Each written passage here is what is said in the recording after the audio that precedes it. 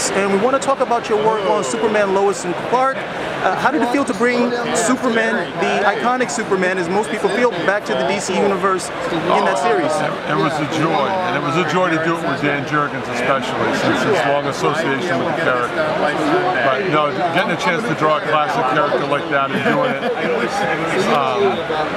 in a very human way, even though he's Kryptonian, but he was very human, and it was a great time. It was just one of my favorite jobs ever. One of the things I noticed about your art, I followed you for a long time. I remember your Daredevil work, really liked the stuff that you did there, but the Superman you portrayed here was a little bit more barrel-chested, really burly, beefy.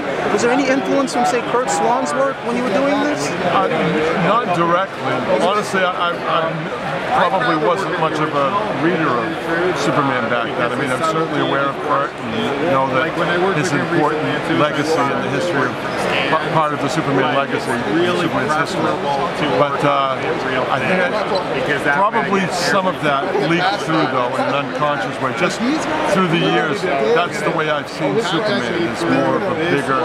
In fact, I wasn't aware that he wasn't bigger barrel-chested. So if that was a change, I wasn't aware that I had changed anything in that regard. I thought that's what he was. So. No, he is, and it's all in line with it. Just in contrast with some of the other work that I've seen, it was very reminiscent of some of the stuff that I earlier had seen with Curt Swan's work. And a lot of people are influenced by him, whether directly or indirectly, as you might have said. So it's just a curiosity if that might have filtered through. Yeah, when I say not directly, like I'm sure whoever's drawn him in that fashion probably goes back to. So it might be that I'm just a couple generations away from the influence. You know what I mean?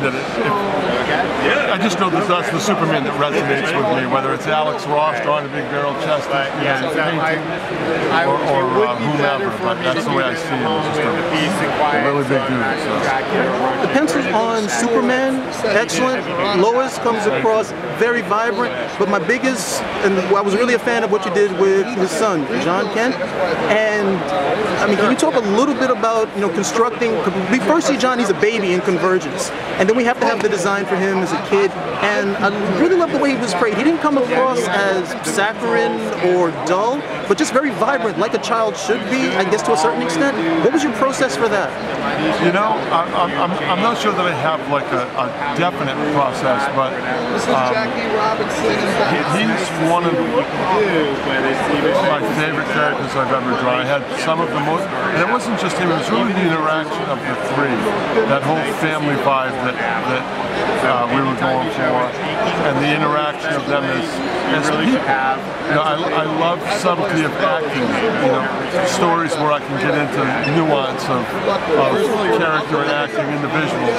And Jonathan was just a joy to draw. I love the spirit of the character, the way I perceive it anyway. And I think it was in sync with the way Dan conceived him. And yeah, he was just a blast to draw. I'm not sure if I even answered your question. But. I think you did. Okay.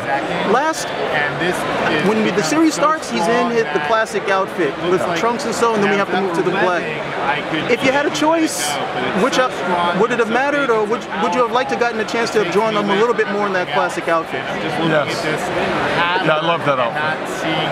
Yeah, I love the trunks, and I don't. You guys listening to me? I don't know what the resistance is to the trunks. If it looks too much like underwear, I think without the trunks it looks probably more like underwear. It looks like a onesie. I mean, it's still a great character. I prefer the trunks. I'm a trunks guy. Lee Weeks, thank you very much for your time, sir. Thank you, guys.